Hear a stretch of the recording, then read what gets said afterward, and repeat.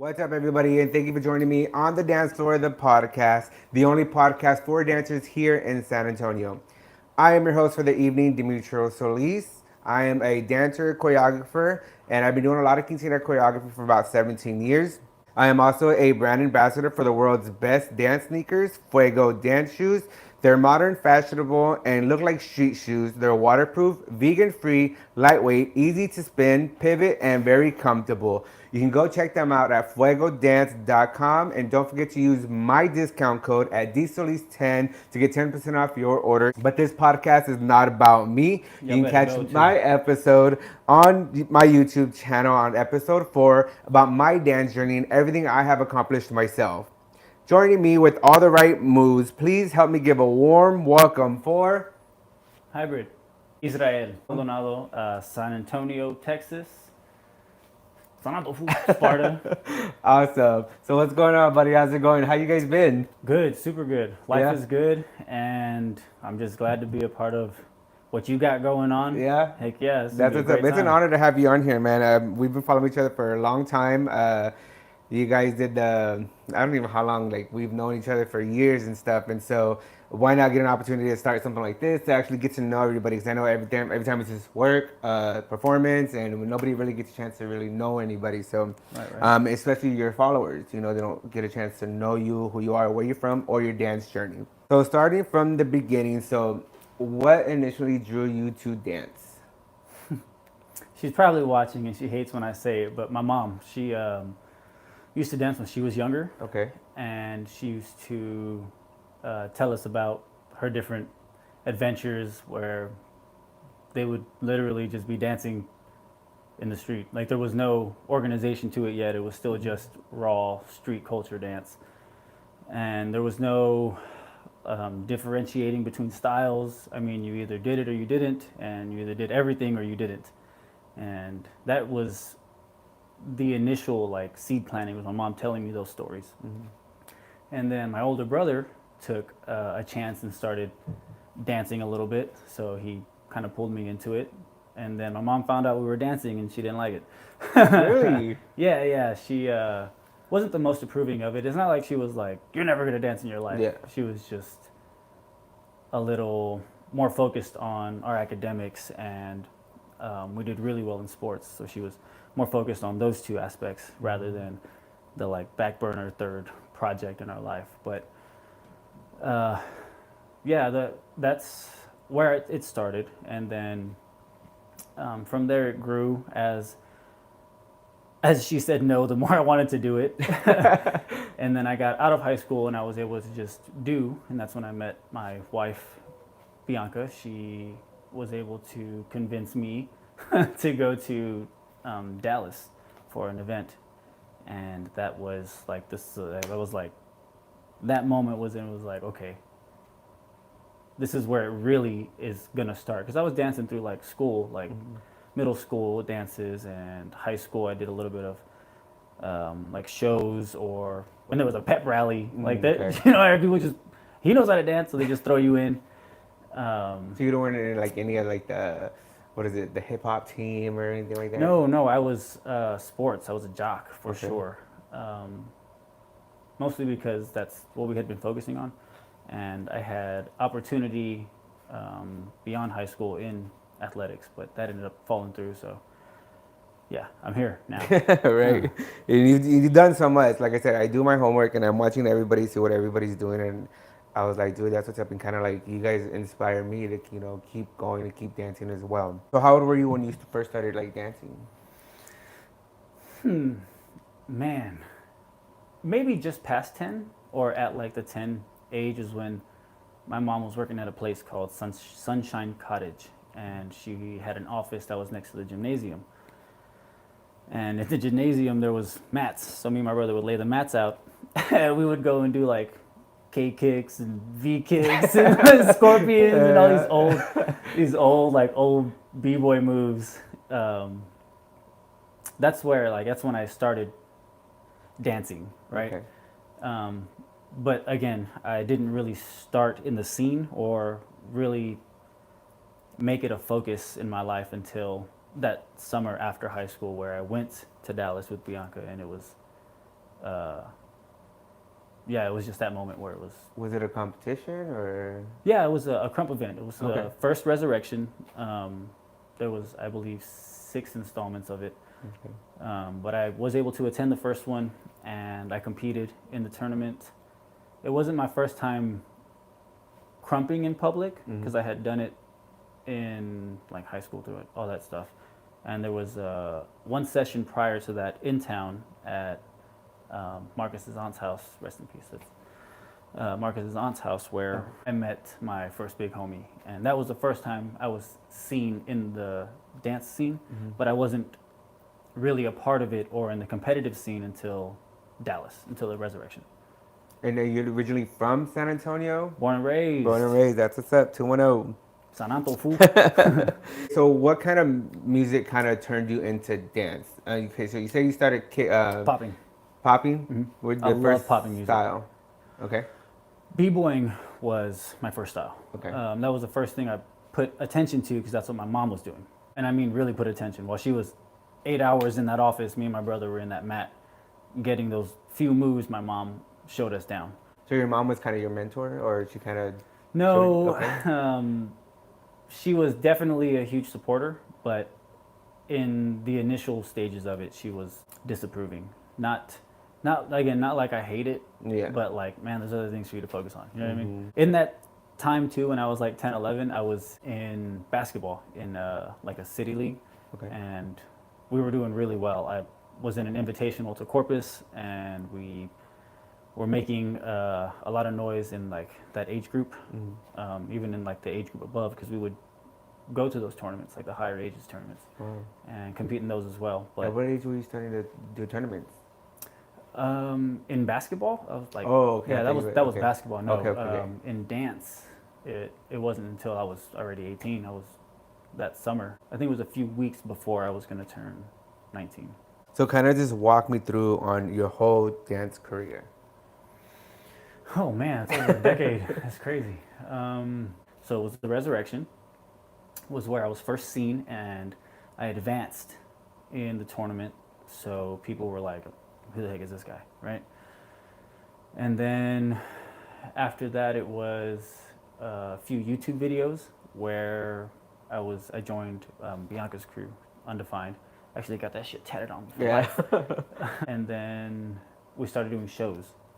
So I was doing a little bit of choreography, but it wasn't the type of choreography where it was like 1, 2, 3, 4. It was like, okay, on this sound, we're doing this, right? Oh, okay, Kind of more what it was like. It's like boom, cat, boom, boom, cat. Right. Okay. Right. So that was right around like early 20s, maybe like 10, 11 years ago. And then we had my first child, Nyati. Around that time, it was the Madhouse, which is actually what's playing behind us. Okay. I won that tournament, Yeah. and that really put a lot of eyes on me, and I got a lot of momentum then. And then I started competing in all styles, and I was advancing in all styles. But I was also doing more than just Krump. Now I only Krump. What all styles do you That know? I've trained in, or that I've, I guess, participated in, because I never had any mentors or like anybody to train me in b-boying, except for my mom. She would show us those few things. And then popping, I was also kind of self-taught. Oh man, Battle of the Alamo, my first popping competition. That was, I skipped over that completely. That was actually right after the resurrection. I went with one of my youth group. I was volunteering at a youth group, and I went with one of my other mentors that was there with me. His name is Sam, and actually supports me a lot still to this day. I appreciate you, fool. But he went with me to Battle of the Alamo, the one that Influence hosted. And even then, nobody really knew me except for Sam. Like, we went together because I didn't know anybody. And I ended up advancing and popping. And oh man, that was the first time I met Wizard too. I love you, fool. Wizard came up to me right after, and he was really supportive of me in that tournament. He was like, "I don't know who the hell you are, Yeah. but dude, you were doing amazing." And he was like right off the bat. And this is okay. So this is my first taste of mentorship in. Oh man, Wizard was like my first taste of mentorship. That's crazy. In dance, he came up to me right after I had battled, and they had voted for me. He came up to me and he was like, "Man, you're really good, but do this." And I was like, "Who are you? who even are you, man?" Don't even introduce yourself, just like, right? No. Yeah, exactly. Like, come on, dude. Let me know something. You're right. But he came up to me. He let me know a few things, and then he kind of just like left me alone. And looking back on it, it was probably one of those like, okay, let's see if Buddy listens at all, right? Okay. Because now I do the exact same thing. Somebody comes up to me and they're like, "Hey, man," and what can I work on, right? And you tell them a few things, and then you let them be for a bit. But you do have to follow up also. Right. So that was probably the first taste of that I got was Wizard in that tournament. But as far as popping mentors go, I never really had one. I watched a lot of people and they influenced what I did. And I would look at the similarities between people. And I kind of figured that was the basis of what the style was, right? What everybody is good at or what everybody focuses on is everybody doing it because everybody has to do it, right?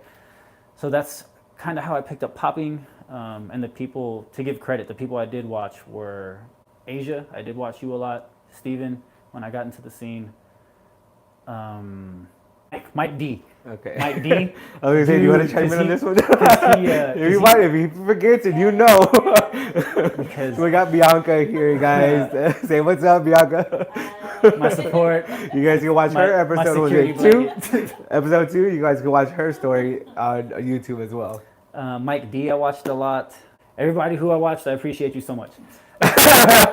Awesome. So would you could you name I think you named a few of them. I wouldn't say choreographers, but I guess Krumpers, since you Krump sparked your passion. You had Wizard.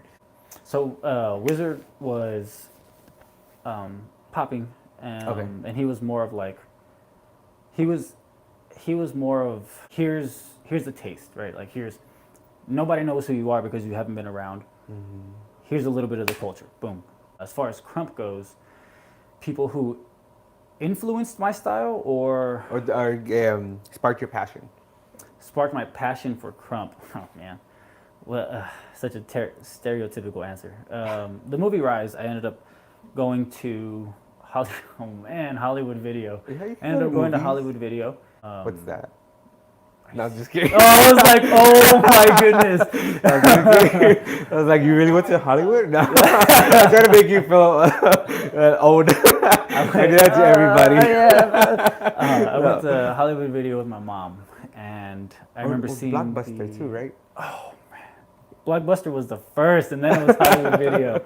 Yeah, dude. All you youngins need to figure out what we're talking about. Y'all are missing out. Imagine Netflix, but in person, right? That's exactly what it was. The movie Rise, I rented it, and me and my brother watched it. So my brother was a big, I guess he was kind of like my first mentor. He was more of somebody who was my discipline, right? So he was the reason why I kept doing it. I kept training when I was younger, and we watched the movie Rise. And he took a fondness to Little C, and I took a fondness to another creator. He wouldn't make me try and like practice the stuff he did, but he would always make sure I was practicing. So the movie Rise is what sparked it. My brother's what more fed the fire throughout like my school years. And then afterwards, what really got me to drive, my initial drive out of high school in dance was my advancement at the Resurrection. Thank you, Al. Pun. My advancement at the Resurrection is what fueled it. Like, really was like, okay, here we go. And then my daughter was born, and I was like, no, okay, here we go, right? And then, well, my children all had that same impact, where it was like another fire, right? And then there's the not so positive fires, right? Like Mark. or Rashad. Rest in peace. I love both of you so much. Y'all are a big passion, drive, and a big influence on what I do now. But those are the kind of the things that kept me. So it would die like anybody who trains and is disciplined. You have to continue to feed your passion. You have to find new reasons, even if it's remembering an old reason. You just have to remind yourself sometimes. So it dies out a little bit. Yeah. And it's not so much the passion, it's the gratification from what you're doing, right? So if you have to take a hiatus because of anything, there's that. You're still going to train, you're still going to drive because that hiatus fuels it to an extent. And then you have to get back into it. You have to get back out. Yeah. Or something else happens, like a child or something, right? So all of those have fed and have been influences and reignitions to it. But my first real like push to dance was my mom, obviously. But the first real like dedication to train was the movie Rise, and my brother was the like the guy that shovels the coal in the locomotives. He was the one that. Your brother's watching. Is he? I hate you. So if you guys are watching right now, feel free to leave comments, little inside jokes, and we'll go ahead and go through them throughout the podcast, okay? But yeah, so those were what were fueling throughout the years. And now it's my little homies. My little homies are definitely are why I do it. Because my focus has shifted throughout the years from being competitive or from being up and coming to being competitive to being a front runner to being that guy, right? Yeah. Like to now it's more, I don't want to say for the culture because that's not what it is. It is for the culture, but it's more for like continuation of my style. I'm no longer out there like heavy in tournaments. I'm not seeking out like huge battles. I'm not contacting event throwers to be like, hey man, are there openings or like what do I got to do or whatever, right? I'm more focused on them, which is fueling my training as well. It's fueling my drive to want to continue to grow, and my passion has shifted from being competitive to being knowledgeable. Like I want to figure out so that I can feed into them and I can have something for them when they come to me and they're like, hey dude, what's So what? kind of passing it on or paying it forward, you can say? Yeah, That's- definitely, yeah. but more like continuation of my culture of dance overall. Yes, because I'm open to everybody. If anybody has questions, I'm definitely open. My garage is open to anybody who wants it. Like, so we are attempting to do our part there, but I'm more focused on Krump and figuring out Krump and how to advance Krump for the Krump culture. I Right. think especially here in San Antonio, because like with Bianca, it's just like I didn't know Krump was still going on. I knew the concept of it, but I didn't know there was Krumpers out here, honestly. And I think Rise is one that sparked me as well. And then I met you guys, and there's this whole community with Krump as well. So if you guys are interested in getting into Krump, and people even ask me like, "What is Krump?" And I can't explain it. You know what I mean? But I know the concept of it, like the popping of the chest and stuff. And but yeah, I just show them videos. I show them one of y'all's videos and stuff, and oh yeah, nobody really knows what that is. So anybody else that kind of sparked your passion? My mentors, Okay. my mentors throughout the years. And you, this is, I was gonna ask you about this, but you kind of threw it out there. So go ahead and explain. Is it a shirt or? Yeah, so this is a shirt Okay. in remembrance of one of our friends, Uncle Disco. Okay. He passed away last November. I'm sorry. But yeah, that's him, and we have Mark, which rest in peace to both of them, was passed away. Because I know you guys also mentioned Lame a lot as well. Yeah, that's him. Mark. Okay. Long Live Lame is definitely L3. That's definitely something that continues to drive and fuel. So the knowledge is continuing my passion to advance, to continue to get better, right? Whereas influences like these are more on the, like, this is how I was treated, or this is what was represented to me. Mm-hmm. So this is my standard, right? Gotcha. So they're more of the, I guess that the standard of how to hold yourself and how to approach the dance itself. because both of them, if you watch footage of them, Disco or Chaos is a lot of his older footage, or Lame. He also went by Z. It's a lot of his old footage, and at the time he called himself Texas and all kinds of names. But yeah, they're more of the like standard of what I. So when I talk to my little homies, I want them to be better than I am, right? Like any mentor would want for their mentee. I get it. Their students. To be right. Yeah. To be better than them. This was kind of my better, you know. Gotcha. So, Okay, I see it. Yeah. So if anybody wants to reach out to you to kind of wants to take on Krump, where can they find you at? So go to leave your Instagram, TikToks, whatever, Facebook, YouTube. I remember hardly none of that. Hybrid or Afghanistan, look it up. So what made you want to go into battling? Because you do a lot of battles and stuff. There is something in like November that we're trying to attend for one of my students out in Colorado. Okay. That's probably my next thing. It was supposed to be a daddy-daughter competition with my oldest, but she was like, I want to focus on myself. And I was like, oh, okay. She's got that confidence. Well, she competed recently and I saw she that got second place. So she was like, no, I really need to buckle down and do this. So I was like, cool, I fully support that. So when was the first time you ever battled and how were you feeling? Oh man, my first battle. Do you Okay, remember so what it like battle that is on footage or battle ever? Why not ever? Ever? Ever. Oh man, that was probably Because honestly, my brother somewhere. No, You actually tell him about when I beat you in high school. but that doesn't count. It's like have you ever been in a fight? Oh, I fight my brother and sister. I mean, I fought him too. But yeah, I would say your first. I would guess you could say professional battle. My first like official booking Yeah. was Mississippi Okay. by the Mud, Tyrell. I appreciate you, brother. Yeah, by Tyrell or Reflex Art is what he also goes by. If you want to do any research on him, he's a great leader, and I support everything that he does. But he was my actual like first booking for something that I have been training in and doing, and that was actually fairly recent. What was that, like 21 or 22? It was 21 after COVID. Yeah, like 21, something like Oh, okay. Well, let's go back at your first ever, not your brother, but your first, I guess, tournament or your first battle that actually meant something. Soldier DNA. That's exactly what I was gonna say. Yep. Yeah. Soldier DNA. And How long ago was that? the session that I had told you about in Okay. Marcus's aunt's house, 2011. Sure. Yeah. How was that? And what were you feeling? Because like me personally, I'm afraid of battle. I don't think I have that much guts. Cause I mean, y'all are some.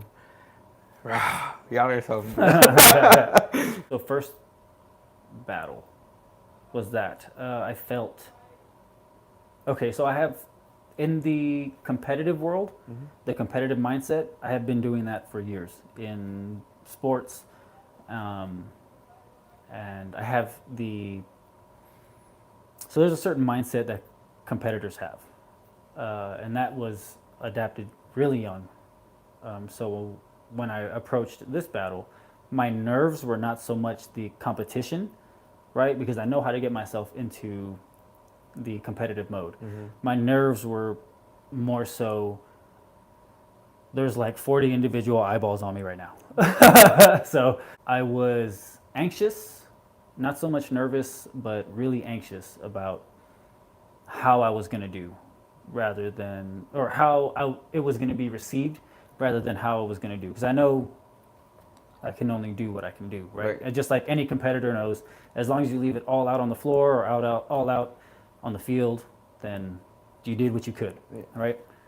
But it was more so like, what are they going to think? Yeah. And even just thinking about it now, I get jitters like that, putting myself back into that spot. Right now I'm feeling like, there's 40 eyes on me. Like, oh my goodness.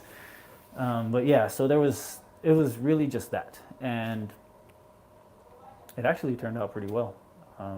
I did good. I got a lot of positive reception, a lot of positive feedback. And that's where I met my initial big homie. Did you do any like research on who you were battling, or you try to stay away from that? Like looking That at their was videos. no, that was my first session Yeah. ever. So you, So so you I guys knew don't. nobody. So when you guys do like battles and stuff, do you guys kind of look at your competition? Google, not Google them, but look them up on Instagram or anything like that. So there's I two know ways. I'd be doing that. There's two ways to approach. I actually have a video talking about this on my fan page, official Hygan, on Instagram. The approaches between a street battle, a tournament, and a booking, right? Like an event Okay. battle. Okay. They all have different approaches. So that's more on the booking side or like the event side, and kind of tournament. They kind of play parts because there are pre-signups and then they release the list of like who's there, and you can the night before. What we have done, and it was actually against Rashad.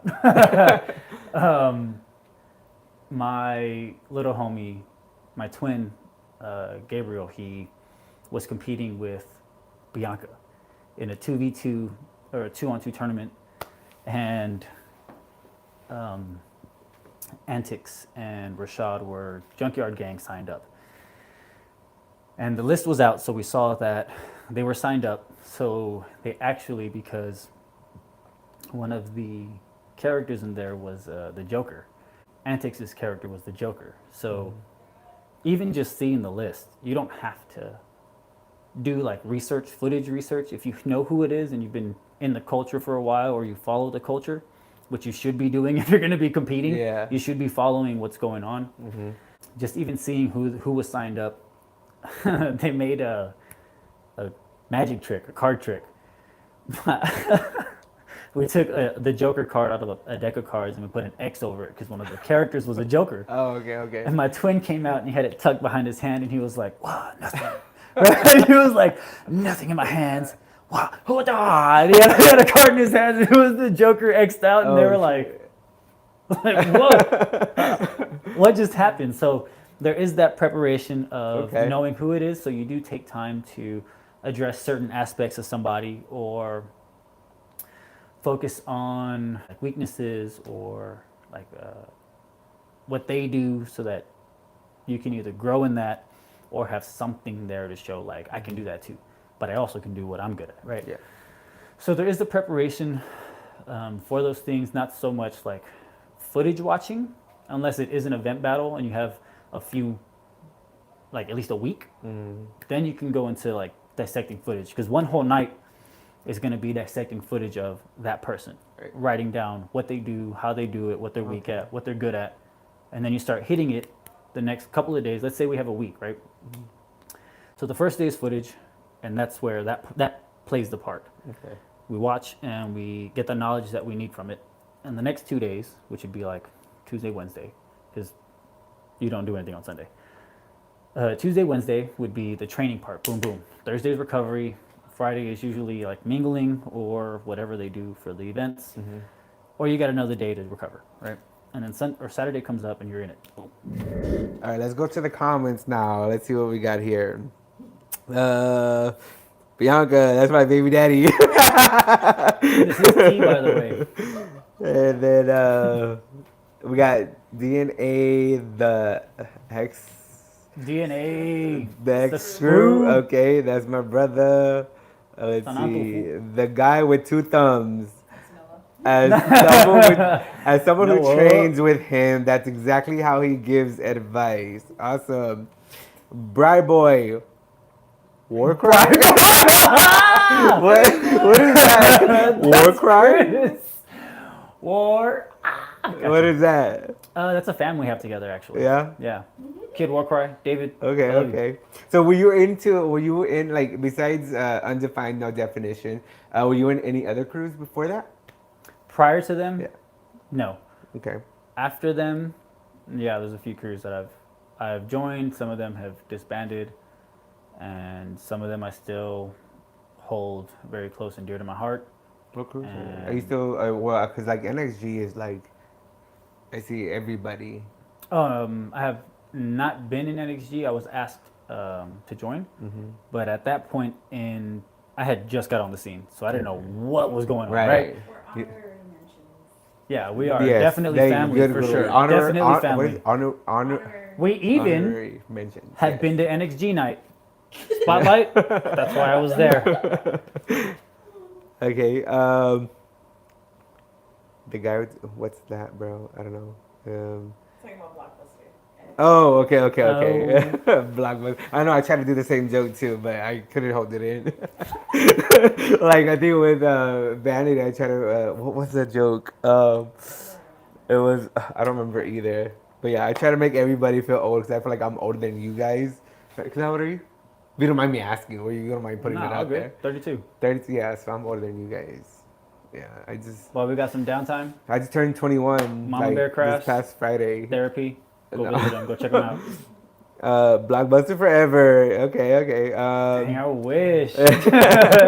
Antonio Maldonado. That's my That's my brother. Yep. What's up, bro? Gabriel. Which brother? Gabriel? Yeah, That's my Gabriel little Maldonado. brother. Okay. No, he said because you were like my brother's watching, and then he's like. Oh. Which brother? All of them. Let me see. Yeah. Definitely a lot of support. I love Antonio y'all, for real. Maldonado. Tell him about when I beat you in the high school dance battle. Let's hear about it. Let's hear. Okay, let's hear about it. Okay, what happened? This one goes out for you. See, this is why I like doing these. I want to do these podcasts because, like, it brings up. I think with yours also, it brings up the past. You know, and it's like, man, I've never talked about this. So now here's another one. Even your own wife hasn't heard about this story. So let's hear it. So, there apparently was a dance. Gotta be honest, there was a bunch of dancing with him. So, What kind of style was it? Was it Krump? yeah, Okay. definitely. Have I ever met your brother? So No. Okay. if he had to like pick a style to do, the dude loves to cumbia, right? Hey, that's And my he's- type of guy right And there. he's really good at it. Like Yeah? the dude can dance. He can That's definitely what's dance. up. After cumbia, it was like we would do the b-boying and popping. But yeah, he was the one that I would practice with when I would learn Krump. So he, in the midst of all that dance over like 32 years now, there was definitely, I guess, times when we got into it. And I don't think I've had a battle that I can remember where it was like, yeah, we're battling and I'm winning. 'Cause it was like, the only time he danced was when I was younger. And it was like, man, that's older brother, bro. Like, Yeah. no matter what happens, he's gonna fucking win. So he's your older brother. Yes. Do those really count? Like it's like Yes. yeah, do they? Yeah. Okay. Yeah, most definitely. Okay. Yeah, they so count. in this We'll culture, chalk 'em up it, for it sure. counts. It counts. Okay. Come see me now. Oh, keep going on the comments. They're really Okay. So we're gonna keep going. What is this sponsored by? Fuego Shoes? Yes. Yes, actually. You guys can go Go check and them buy out. some. You guys can go check them out and use my discount code as well at DSolis10 to get an order off your pair, guys. They even have them in kids as well. Let's Oh, see. we're hiding these fire. No, that's okay. So you Check have. those out. So here we go. You have your red high tops. So they're modern, fashionable, and they look like street shoes. They're waterproof. They're waterproof, vegan-free, lightweight, easy to spin, pivot, very comfortable, you guys. Actually, I've danced in so many different styles. Even on the where we had the Melody Born showcase at the Studio ABI. So I was wearing Vans, and I don't know if you watched the video. The shoes and the floor were not communicating well. So it's kind of messing up I'm choreo. So it's kind of messing up my choreography. But with these, I can spin like nothing, slide in them. So these are your lavenders right here. They have your pivot points right here. A lot of people do think they're speakers. They're not speakers. What? Yeah, they're like, what? You can play music from your shoe? That would be dope, though. on the side. Not with Right? Krumpers. Not with Krumpers. Oh, the way y'all stomp, no. So these are your lavenders, One and these boom are clap, actually they out. Derek Hoff just did. These are their latest. Derek Hoff from Dancing with the Stars just did a collaboration with them. So these kind of give like a ballroom style dance, and then as well as your street sneakers. Kind of like tuxedo-ish either. Yeah. With the black and the white. Yeah. That's nice. So they're pretty dope, you guys. Go check them out. They got all different kinds. They have your split soles, your high wedges, low tops, high tops. Go check them out. Once again, fuegodance.com. If you follow me on Instagram, the link is in my bio, and it takes you directly to the discount code as well. Therapy. So A good let me business for a good see. cause. Mama Bear support. Okay. Oh yeah. Antonio Maldonado, you don't want. Let's FaceTime him. You don't want this smoke, Bri boy. What a fool. What's been your favorite battle? Ooh. That was on my question. But what, Oh I man. guess it's FaceTime. I'll do it. Don't try me. I think that's a call out right there, right? It's a call out, right? My favorite battle. That's tough. That is. So I have a few battles that were. I mean, when you're passionate about something, you really can't pick a favorite. You know what I mean? Okay. It's like looking at your shoes and you being like, Which shoes to pick? yeah, like man, which ones really are my favorite? You know what I Yeah. mean? You have your like beaters, but then when it's time to dress up, you don't pick your beaters, right? I do. So you No, have- I do. No, I'm kidding. So you have like a different, a bunch. I have a bunch of different battles that. Gotcha. Name one that comes to mind. So one that was really fun because it was my first like big battle was against Outrage, and there's footage of that on YouTube. Look up Hybrid versus Outrage, I guess. I don't know, but that one was my first like really big battle, and it was actually by accident. He was supposed to battle somebody else, Oh, okay. and I was just there for the weekend, and then they were like, "Hey, you're pretty good." Like Yeah. they say, stay ready so you won't have to get ready. Absolutely. That is definitely the motto for sure. Stay ready so you don't have to get ready for sure. So many of those situations, holy moly, Yeah. where it's just like, hey man, you're here. You want to dance? Yeah. And it's like, Put on the show. yeah, I'm in. I love dancing for sure. Like Arizona. Right. Arizona. Absolutely. There was supposed to be somebody else in that battle. For whatever reason, they couldn't make it. They're like, hey, you're in town. Yeah. you Come wanna on. battle? Ended up winning too. That's Toronto, up. fool. So there was the Outrage battle was really big, and then there was battling at the Real is another huge one. So one that was really fun. Okay, so if I had to pick the funnest battle, it honestly would probably have to be against or at the Inferno. At the Inferno, I battled somebody who was not known at the time, right? Okay. Now they're huge. They're huge in the Krump world now. But at that time, both of us were kind of like coming up, right? And throughout that whole weekend of the Inferno, I had been dancing. There was classes, there was sessions. So Friday we danced, Saturday before the event we danced, Saturday at the event, it was like, so-and-so wants to battle. Who wants to battle? And it was like, hey, Hybrid, you want to battle? You got like, thrown out there. yeah, sure, I'm But we down. ain't ducking no fades, right? Yeah, absolutely. So they were like, so-and-so's in town. He wants to dance. Yeah. Battle. It's like, I'm in. So even with like 15 minutes of prep between the two of us, the battle itself was like, How many rounds did y'all go? not two each. Not our best footage, right?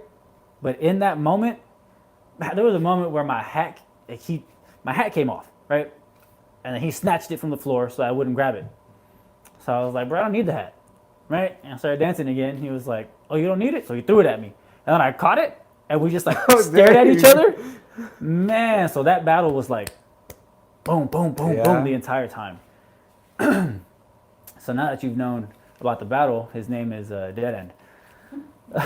Ronnie, a great person. I love you. Go follow him and support everything he does.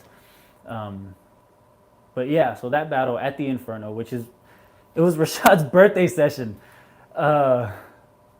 Holy moly. Yeah, it was Rashad's birthday session. He's actually the one that came up to me. He was like, hey man, Ronnie wants to battle somebody, or Dead End wants to battle somebody. He's young, he wants to battle the entire weekend. Battle him. It's my session. And I was like, all right, sure. So not knowing who this guy was, you just Right. Okay. say Those are the best ones. I'd have say. to represent. 'Cause Yeah. that's so okay. So that and then Arizona. I stated it in the Arizona footage. Ronnie's actually the leader of Arizona. Holy moly. Small world. So that and in the footage for Arizona, the last minute battles are where you're really able to like test what you have. Yeah. Not so much how I you feel it. prepped for Buddy, but what do you really have to give on the dance floor? Because Buddy doesn't know you either. Mm-hmm. So both of you are going into this Okay. blind at just doing what you do to see No preparation. who's going to come out Gotcha. on the top. What is your toughest battle? Oh, fuck. Toughest battle. The resurrection. Another resurrection. Thank you, Al, for doing what you do. There was a national tournament held there, right? There was teams of 3 from each state that get to represent the state. We're going there to support our friends and because Krump events are extremely fun, even if you're just spectating. The energy's high and the competition is high. And after all of the bullshit, it's love. Like everybody is just extremely loving. Can't trust everybody, but everybody's extremely loving. There was a 3v3 tournament we were going to support where actually some of our friends are staying in an Airbnb and I think we are staying with a friend. So Texas had a team and they pulled out. Sparta, right? Sparta? That's San Antonio. Oh, that's San Antonio. That's the San Antonio Krump scene is referred to as Sparta. Okay. Thank you, Al, again. We went to Dallas and there was a Texas representative team and they bailed. Oh, wow. So Al, pun, put the notice out. If anybody wants to fill in, do it. So another team stepped in. Another set of 3, like 2 weeks prior to it. Maybe a week. We'll just say a week. And then they bailed the day of. Dang. Or day prior to, right? Okay. No. Yes, day prior to because we were at the session the day before the event. And we got told they bailed. And I said, I'll find 2 other people. I already knew who I had in mind, right? I said, I'll find 2 other people. San Antonio was going to represent Texas. I got Mighty and DNA. They're both actually watching. I love the both of you very I much. know who Mighty We are is. actually undefeated. Yeah? Yeah, undefeated. I have 3 tournaments with Jameer. I have 2 tournaments and 1 big battle with Chris, which is Mighty. And then Mighty, DNA okay. is the prior. I don't know if I know DNA. Jameer. I need a face. But okay, yeah. He he was at the what's it called? The field day. Field day? Man, I'm still trying to recover from that, man. I have not played basketball in never, dude. Bro, I was gonna bring that up too. I was like, dog, that especially playing basketball, bro. Like again, I mean, Yeah, that was the last time I played basketball was never, man. that was definitely a thing, dude. Yeah, but it was fun. It was fun. It was much needed, and I needed to get out. It was hot. Yeah. It was definitely hot. But yeah, if I see your face, I maybe know who it is. I actually have him in my wallet. I'm just kidding. Oh, okay. Danielle. Okay, so the toughest battle was That tournament, yeah. The tournament. Because we stepped in the night prior. I didn't tell them they were stepping in yet. I told them the next morning. I was like, hey guys, we're doing this. And they were like, oh shit. We have like 3 hours to practice, bro. Why'd you sleep in so late? Like I said, So we get ready, drove- so you don't have to get ready. Drove an hour to where they were at because they were on the other side of Dallas or Fort Worth or where the hell we were at. We drove an hour to them and then maybe a little shorter. I might be exaggerating. Maybe like 45 to them. And then we practiced for 45 minutes. Oh, so it was a group battle. Yes. Okay. And we came up with commandos for how many rounds? 5? Like 5 rounds worth of commandos with 3 people. In 45 minutes, we came up with like 5 of them. And then we won that national tournament for Texas to take home the dub for the resurrection. Yeah. That's Yeah, up. we Congratulations. did. Yeah, we did. Congratulations. Sparta, son out the fool. So like I've never really seen like all these battles and stuff. I've only seen them on TV, and now that you guys are throwing them, I watch them. I'm like, that's dope.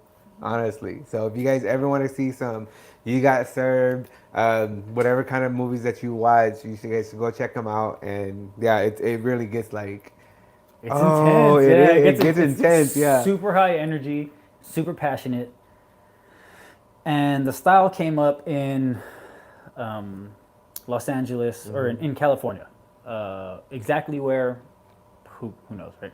They know. The guys who created it know. The big production came out of Los Angeles, but some of the pioneers are from like, I don't know, what is it?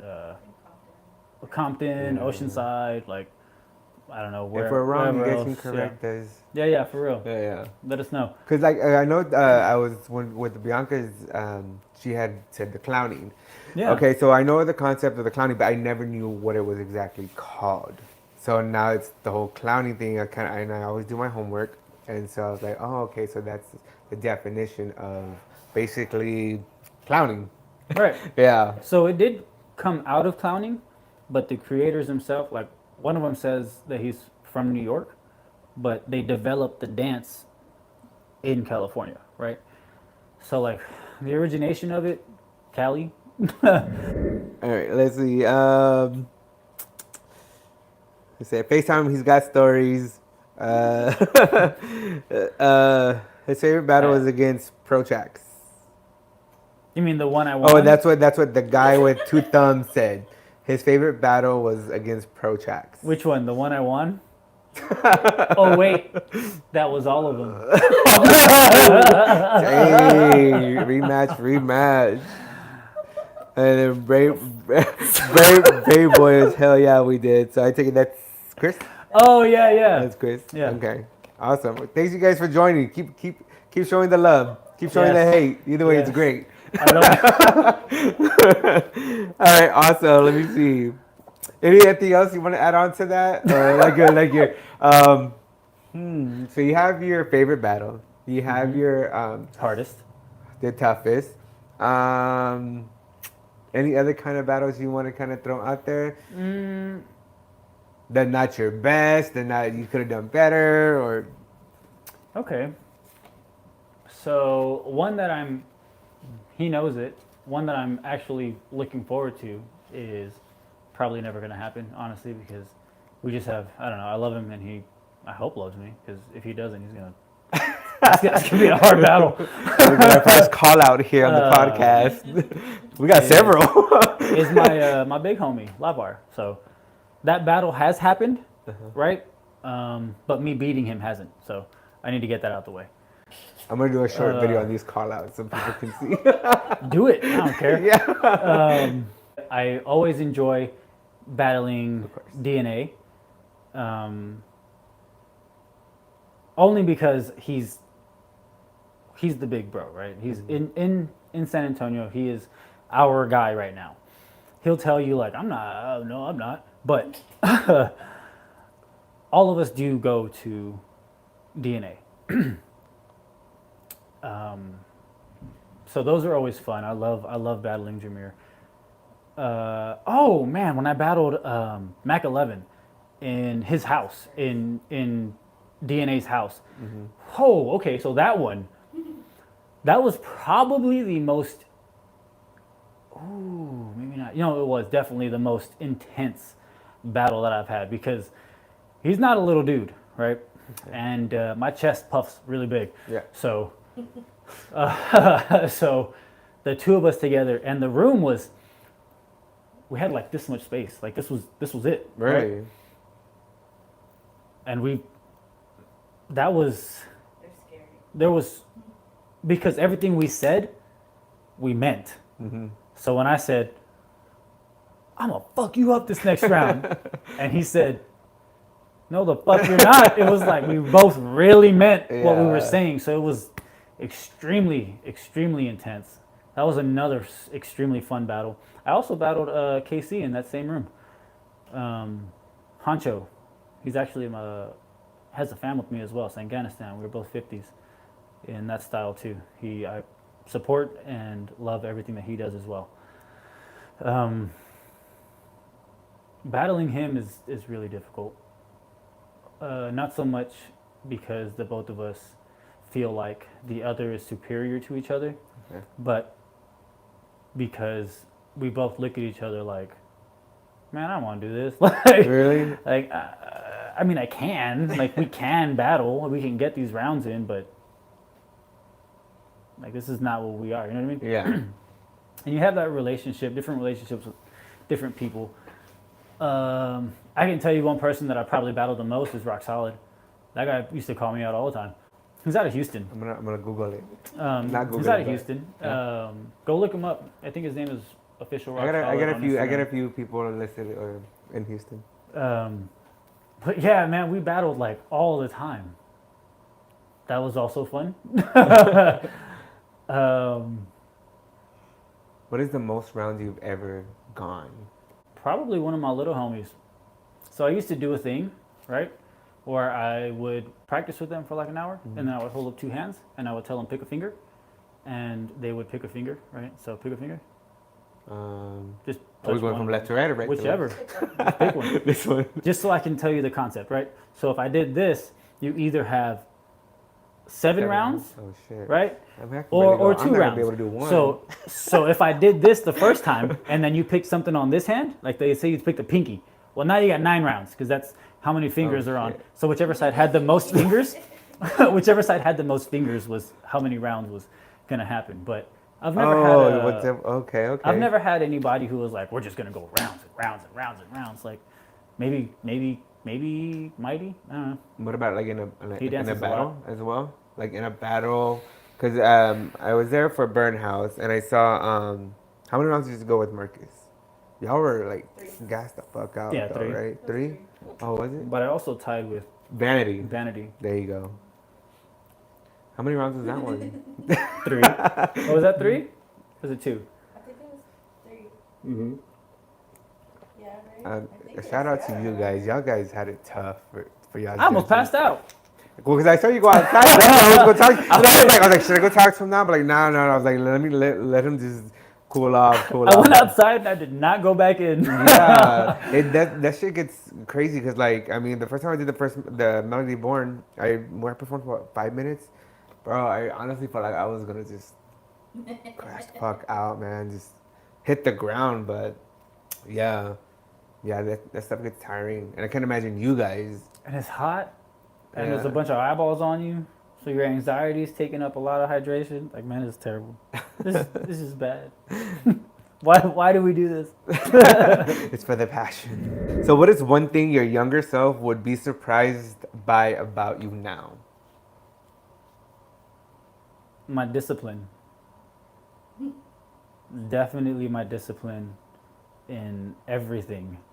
Because when I was younger, it was more, let's just do. Like, let's go, right? Whereas now it's still, let's do and let's go, but I got things I got to do. Like, we'll just keep it dance. Being attentive in in analyzing footage, or being deliberate in your labs, your practices, like those type of dedications. My younger self would definitely be like, what the fuck are you doing? Why are you doing this? We're good enough as we are, bro. Like, let's just go do, right? Yeah. Whereas now there is the discipline, and again, everything that I do, and it did transition from dance, actually. Having a lot of passion in dance, and then there's a book that Hancho actually recommended to us, everybody in San Antonio, which is called The Power of Now, and that one kind of put perspective. It changed the perspective of how everything is laid out. So yeah, that's Rashad. Was that one of our events? That's is that the alley? That's at MS Dance Company. Yeah, he bought a little live distance. That's actually my event.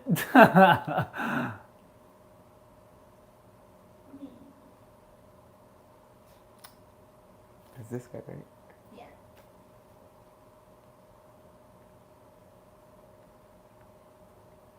Oh, that's crazy. We won't get all teary-eyed now. Okay, next question. You need a Damn. moment? You need a moment? No, I'm good. Okay. Alrighty. What was I saying? What your younger self would be Oh, the surprised about? discipline, The yeah. discipline. Definitely the discipline. Okay. Where do you see yourself in 5 years from now? I see myself mentoring mentors, not so much the people that we're building up now, but in 5 years, I do see myself more in like DNA's position. 5 years from now, I do see myself in that position because I want the people who are, I don't want to call them underlings or like the people who are under us now, The but people that you inspire, I guess you can say, or that are inspired by you. the people that we're building up for sure. Because I know your kids are going into work. You mentioned that earlier, but I was going to say that for. So that is this a huge focus. Is not okay. So not building them to be leaders yet, but they're gonna have to be led by somebody when we step down. Those are the people that we're focusing on right now. Because you have your daughter. She actually won an event with Bianca, your wife, right? She competed. They competed together. Oh, okay. That was that the qualifier in Dallas? There's a. In Dallas. I think he's talking about the recent one. The recent one, yeah. At Smash. That's the qualifier for San Antonio. I was thinking of the one prior to it, where you two were in that semicircle. Oh, and so then you y'all had done danced multiple right battles? after each other. Oh, yeah, we did. Mm-hmm. That's the That's one I was what's up. referring to. But yeah, they both competed recently. Yeah, they both placed in a recent event. Okay. I was thinking of like together, not so much both competing at the same time, but like them together. Yeah, together, Like a 2v. I was thinking 2v2. 2v2, yeah. No, have y'all done a 2v2? Oh, okay. no? I was like, okay, so am I missing something? Oh, okay. Maybe I misunderstood the post. Okay, no, that would have been dope. You know, like. She got second and the kid. That's what we got were second supposed to and the do, Oh, but okay. she ended up doing that event, and then she got a taste of one-on-one, and she was like, "Oh, that's where I'm at." So you have your daughter that is crumping as well. Do you have any of your other kids, or just her for now? They all do dance. Oh yeah, the I- littlest one did my- the show at the Melody Born, right? Yeah, The recent our one. son. Okay, yeah, yeah. he Second well, no, one, Elu Elu performed. performed. Yeah. Nehemiah competed this past event as well. Okay. But they all do dance. Elu, she loves ballet, so she's like, I want to save myself a ballet. Yeah. She did a ballet number, right? At the Yes. the last Melody. Yeah. Yes. Yeah, she is extremely good. She learns so fast. Honestly, if I can go back, man, I wish I did take ballet. That's like the core of dance. My mom had me in ballet for a little bit. I think we did a few classes, maybe a semester. I think it might have been a semester of ballet. But I was like, man, fuck all this. I don't know where they shit. That was too hard. No, I wasn't even in like the get-ups or nothing. Oh, I was really? just doing the stretches and exercises. Oh, okay. And I was like, this is hard as shit.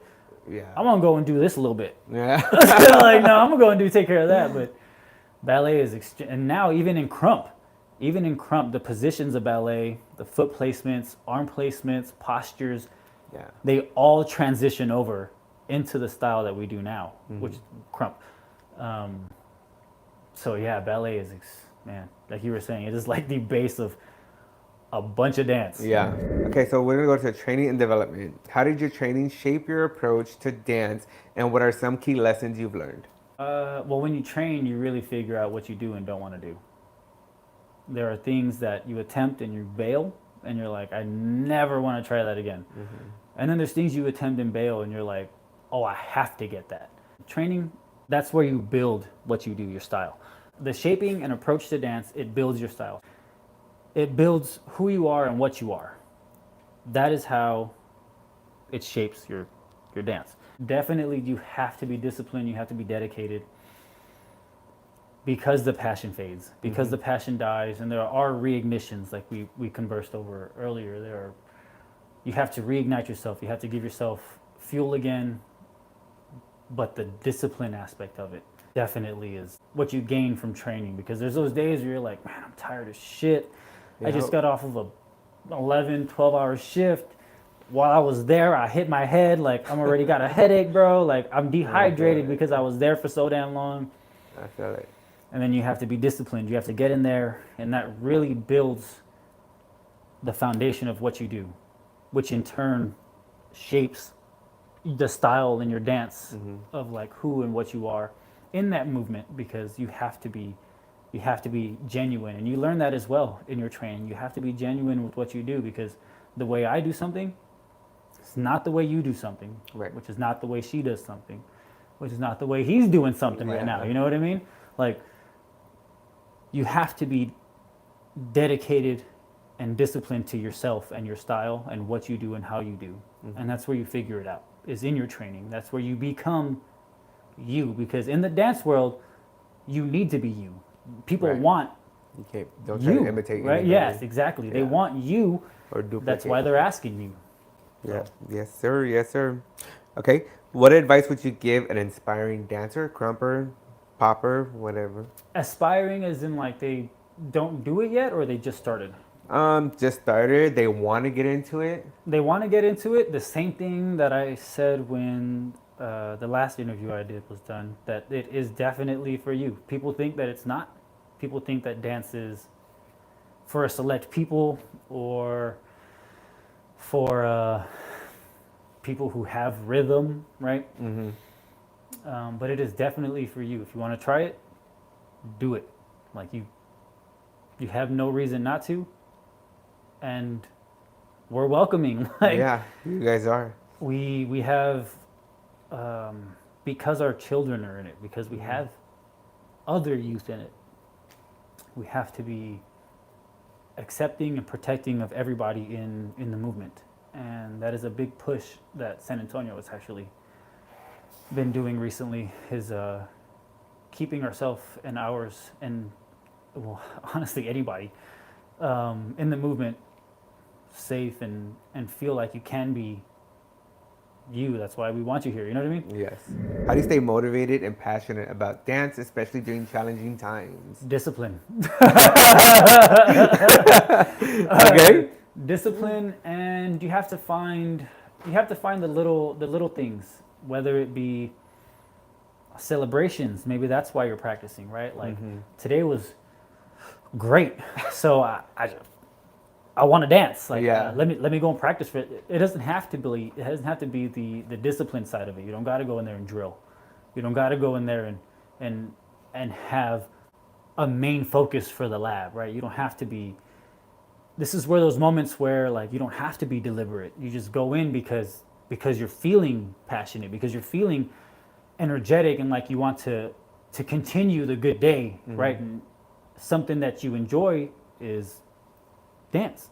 So you feed it like that, or the discipline side does come in, and you come home tired, and you're like, man, today was extremely exhausting. I just want to do something. But isn't that a good feeling though? Exactly. Like, it's a good feeling. Like, you get in 2 hours, 3 hours of dance, or just like you come home, you get burnt out, but it's like an awesome feeling. Decompressing, you're letting out the passions out. You're letting out what happened throughout the day, what's going on. And then there's the days where you're like, today was absolute shit. Yeah. I gotta get this out. Let me just go and dance it out. Yeah, I think like I don't want to get all like teary-eyed or anything, but because my mom was a big support of me, and she's right there. I come home every time I have a dance event. I come home and I sit there and I tell her everything that I did, because she always wanted to just listen to my stories. You know what I mean, about everything. Even with my fuego shoes, like the white ones that are on the side, she had bought me those first pair, and they're all beat up and everything, already used and abused. But yeah, I come and I sit here, I grab a chair and I sit there and I tell her everything that happened, how I'm feeling and stuff. So, yeah. So. Heck yeah. Rest in peace, Mom. Yes. Rest in peace, mommy. What are some of the most rewarding aspects of being it's supposed to be a dancer? Well, it depends on what your push is or what your drive is. So if you're a competitive dancer, the victories, obviously, right? I thought you were going to say discipline. The first places definitely are something that is really rewarding. You get cash prize out of it, or you get some recognition. or bragging rights or whatever you get out of it, right? First place is always the better to be when you're competitive. But sometimes you don't always win, so you have to take the little achievements, like I made it past prelims for the first time, or I advanced further this time. Those can also be just as rewarding if your focus is to get better. If your focus is to win and win first place, you're not going to feel that reward until you get there, right? But that's where the discipline comes in. But if you're somebody who just wants to perform, That's me. I mean, just being on stage and hitting your routine and just getting it done. Because we just did a show, James Brown show recently, where me and Bianca were casted to be in some choreography pieces, and we did some freestyle in it as well. I am not a choreography person. I can pick up movement because of how I approach dance, right? Because I'm very technical, because I'm very mechanical, I'm very analytic. I break down what I'm looking at or what I'm being taught, you're a visual taught to the base form. No, even if you're teaching me on paper, like I have text that I have written out to go along with what I teach. So even in learning from a book, I break it down to the simplest form of it, and then I go from there, right? So picking up choreography it's not the hardest thing, but it's not my forte, right? Like Gotcha. That makes sense. I can do simple choreography. I can do it's exactly what they had me doing, simple things. I think the most we did was like, I don't know, What was the ending, the closing scene? like 36 counts maybe, right? Like nothing huge, and it was a lot of simple, like 1, 2, 3, 4 type stuff, right? So I can pick it up, that kind of stuff, because of how I approach dance. But if you do that kind of stuff, we just did one, and at the end of it, even me not being that kind of person or that kind of dancer, at the end of it, I was like, holy moly, we just got this done. Like me and Bianca, like the curtains closed, we got up, curtains closed, we looked at each other, and we were like, holy moly, like we really just did this, right? So the rewards come from whatever it is that your focus is on. So if you want to have a lot of little rewards, you focus on progressing. I just want to get better. But you have to be honest with yourself. You can't watch something and then you do the exact same set later the exact same way, and you're like, man, that was so much better, right? Yeah. Well, you have to learn how to take critiques also. Yes. And even those can be rewarding. Yes. Someone gives you a gem in the style that you do. And a gem is something that you have to pay for, that people usually charge for, but they just hand it out for free for anybody that doesn't know. When people give you a gem, it's like, okay, so how you receive, right? So if I go up to you, someone comes up to me and they're like, man, your footwork was amazing. Your arms are trash, right? Like, so their delivery of it is rough. It's cutthroat, but you gotta learn how to take it. Right, but if your goal is to just progress, you take what they said and you break it down to its base form. This was good, this wasn't. So the reward is, I know what I need to work on, right? So it's really just how you are, who you are, and what your focus at that moment really is. Just work on it. Let's go to the comments. Let me see. Bright Boy, we won against Houston after Dallas. The guy with 2 thumbs. Round 3 will be different because I will dodge. Okay. It's funny though, because we're talking and leaving comments. I'm like, what did we talk about that time? Okay. Gabriel Ramos against Matrix, I think. Does that ring a bell? No? We're talking about at the Buckster. Holy moly. Okay. I did battle that guy. But how long y'all been married? How long y'all been together? I know y'all were pretty young too. High school? 11 years. 11 years. Congratulations. Man, I can't even keep a relationship for a night. No. No, bro. Dang. Congratulations. I'm just kidding, you guys. I was married once. I was about to say we can go round for round, right, boy? LOL. The guy with two thumbs. To me, what I like most is when I can watch my rounds and actually like them. I've lost battles and still been like, "Hey, but my round was fire though." All right, Antonio Maldonado has a question. How has dance helped you not only as a hobby, but personally, emotionally, and mentally? That is a good question. Okay. I'm gonna sound like I'm beating a drum, but personally, discipline. It showed me. It showed me that if I put my mind to something, that I can do it. Right. Okay. Not to the. Okay. Oh, So. sorry. He said also you don't want the smoke. Okay, go ahead. So context behind what I'm going to say. When I was younger, I was in a youth group. We did a retreat, and we were volunteering at places to help. And I got given a frame that has scripture in it, and it was about boasting about yourself, right? Because I had to get humbled. I really did. It wasn't even intentional. I wasn't like doing it with the intent of being superior. I was doing it to be comedic. And the lady was like, So she gave it to me. I don't remember her name. I can see her face. I still have it at the house. Is it hanging in our room still? It is still hanging in my room to this day, and this was over a decade ago. It was about boasting about yourself and how you shouldn't, and like you need to praise him always, and like he's what you boast about, right? Him and his. But the way that dance has helped is in those moments where if I put my mind to something, I can do it. Came into play was when I became that guy in Krump. I was winning all my battles. I was taking tournaments left and right. I won #1 in the Southern region. Good. Right. So dance showed me that if I can put my mind to it, I can do it. Which is also why I progressed in my careers. I was able to change myself in my marriage. I was able to change myself as a father. I was able to change myself as a person, period. Because if I put my mind to it, I can do it, right?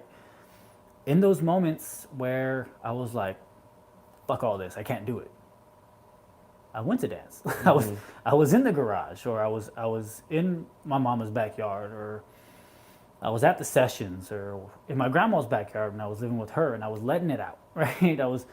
It helped me release, right? It was where I was like able to just gym. Right, not the gym. Yeah, where I was able to just release. I was able to get that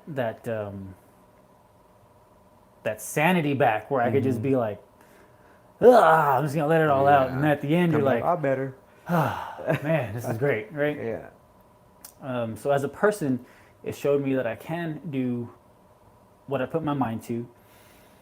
In that, I developed discipline, which led me to further myself in every aspect of my life. So I feel like I answered it, but I feel like there's more to give on it.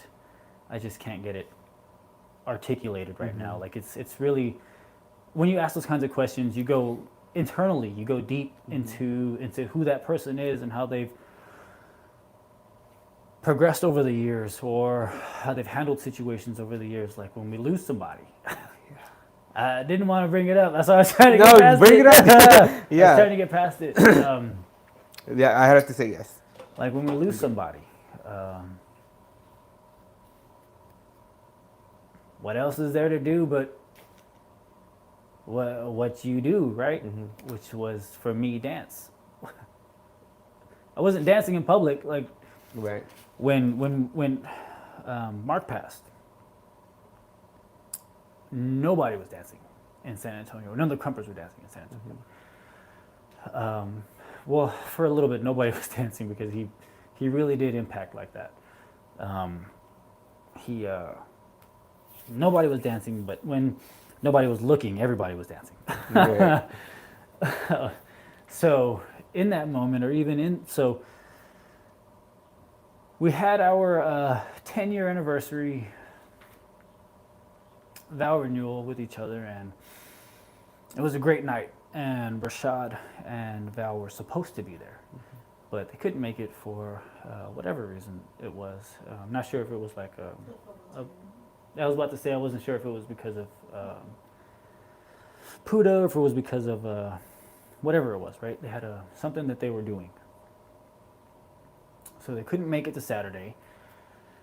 And then I got woken up to a phone call The next day. at 8 o'clock the next morning from somebody who's also close to me and very dear to my heart, letting me know that Rashad had passed, right? I'm sorry. If No, I'm good. No, I'm good. I'm good. I just don't know if anybody can understand what I'm saying, which is why I'm saying I'm sorry. But we got woken up to that. And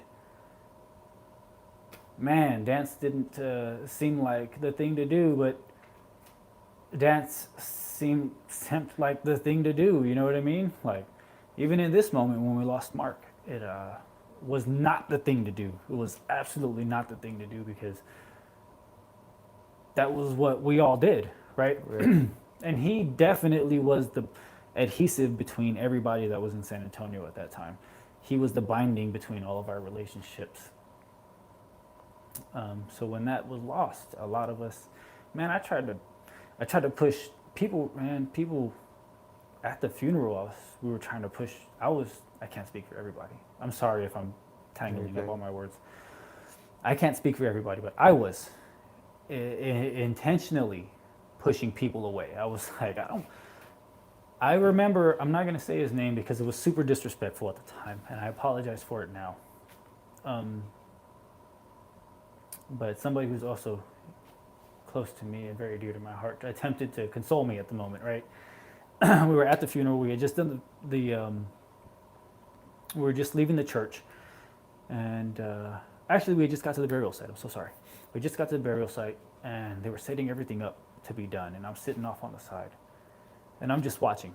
Because at the moment, I'm okay, right? Like, I'm just watching everything happen. And the gentleman who I'm referring to comes up to me, and he's like, man, you can give me a hug. I remember telling him, like, oh, man, what? Like, I'm not trying to hug nobody right now. Yeah. And he comes in for it, and I put my hands on him, and I'm like, bro, like, you really need to back up right now, man, because I'm not trying to hug nobody, right? And I was the exact same way at the viewing for Mark. The night prior, I remember not wanting to go up, Bianca wanting me to go up, me not wanting to go up, because I don't want to go up there and see it, and I don't want anybody to come up to me, because I'm not really trying to talk to nobody right now. The next day, I did what I did, and everybody was kind of pushing everybody away, which is why dance really wasn't the thing to do. But man, was it the thing to do, because when I didn't have everybody else to go to, and I had was really just me and Bianca at the moment, because I mean, family's around and friends are around, but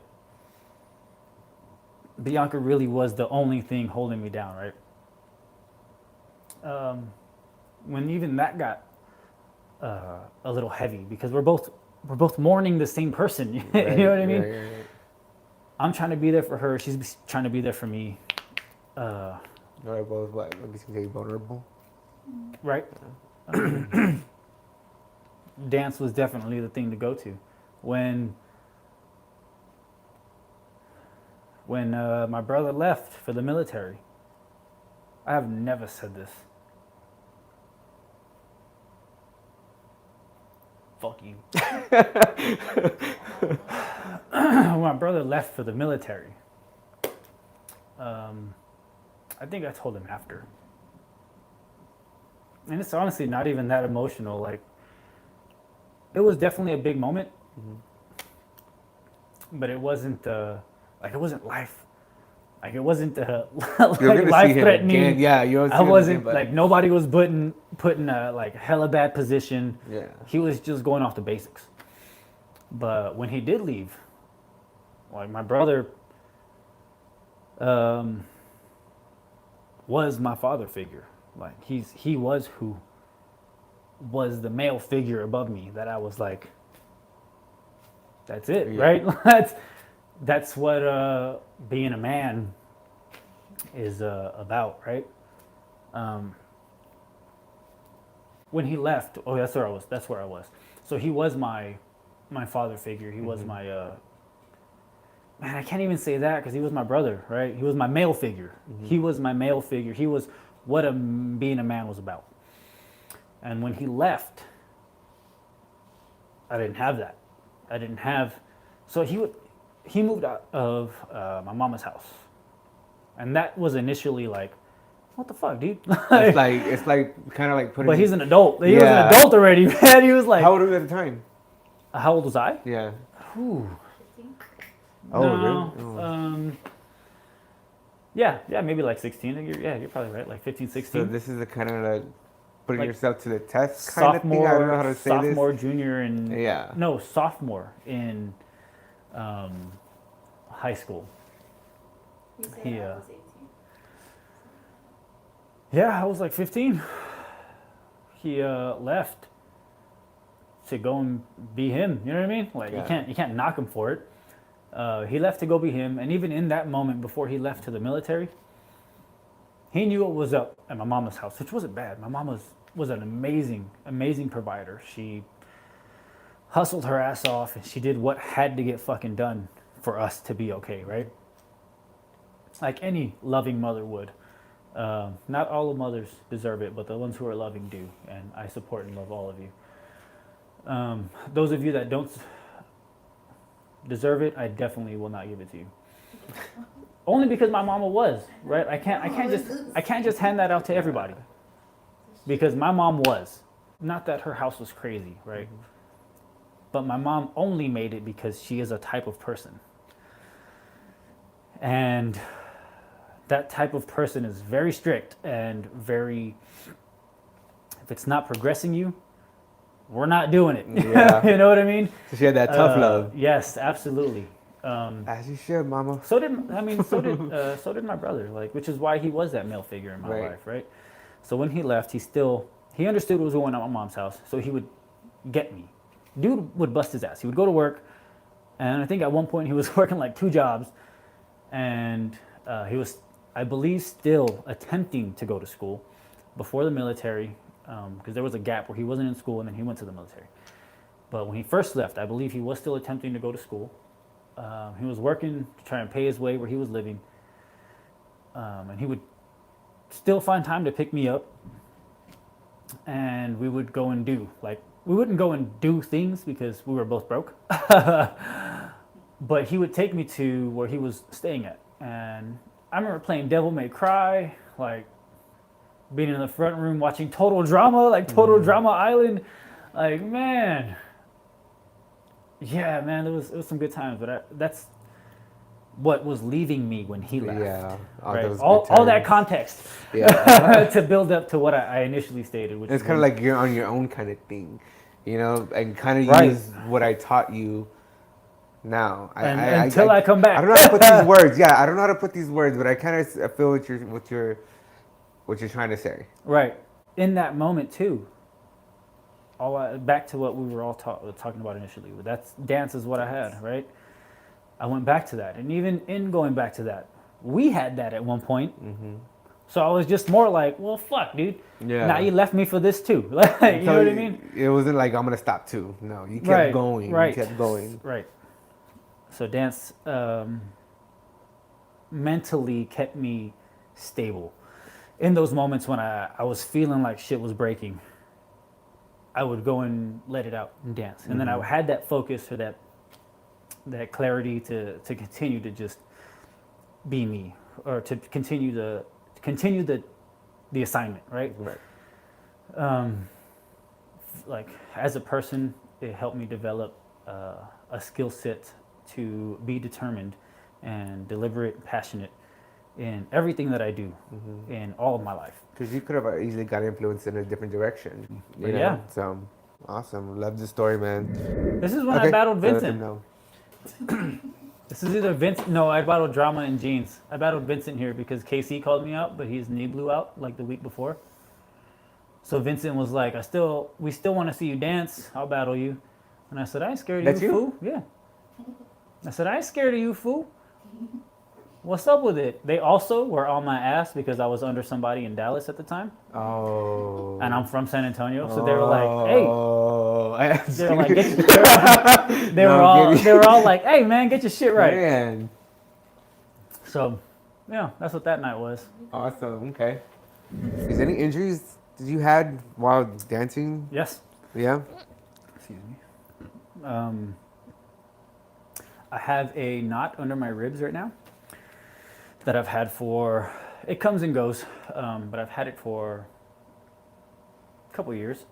I was battling in Dallas in a garage, and I twisted, and I pulled something. Uh-huh. It wasn't a like tear, so I don't have a hernia. But I definitely pulled my abdominal wall, and now every now and then I get a knot under my rib cage, which I have to massage out. That was one.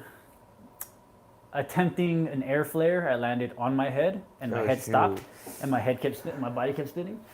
Dang, Yeah. really? So I tweaked my neck. I've been punched in a session. People I just think that's what I was going to swinging crazily, and then you get caught by one. whenever you guys go off, man, y'all, like, I feel bad for the people next to you guys. No, It's no, like, no, no. okay. No. Because if you have awareness and body control and self-control, you will not hit anybody. I'll be tonto and still be there. Like, yeah, y'all go hard. All right, let's go to enough of the emotional stuff, you guys. I know, I'm That's sorry, awesome. I'm No, sorry. no, you're good. You're good. You're good. I mean, this is more than just about your journey. It's like getting to know everybody. You know what I mean? Your viewers, getting to know you as well. So that's what basically this podcast is for, you guys. Don't be afraid to share. You want to share anything? Again, this is an open podcast. All right. So let's go to fun and engaging. All right, you guys ready? If you guys want to ask some fun questions or piggyback off this, you can. If you could have any superpower related to dancing, what would it be? Any superpower related to dancing? Oh, man.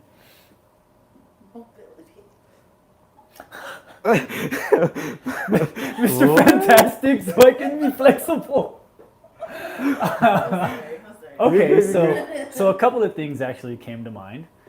The Flash's metabolism, What? because I don't know if anybody knows this, but the reason he's so fast, or not the reason he's so Wait, fast, who's but the Flash, Oh, one of okay. the side effects of him being so fast is that his body has to continue to burn fuel, which is why in a bunch of Justice League episodes, dude is eating because his metabolism is always going, right? Okay.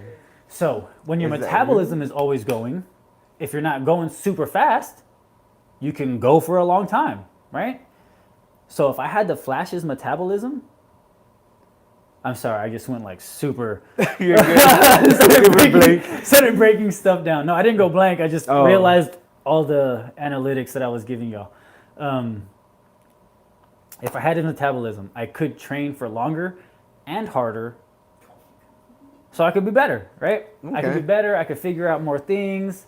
I can make it So a better like, metabolism, yeah? No. yeah, higher, like the Flash's metabolism, Okay. or some kind of like regenerative ability, so that Yeah. when I did end up going hard or like So when you something gassed was out- crazy, my body was just like doot, doot, doot. And I was back in it. Okay. Heck yeah. I like that one. What is your favorite song to dance to or music genre? Okay, so Krump is a music genre. I actually looked it up, and it is a music genre.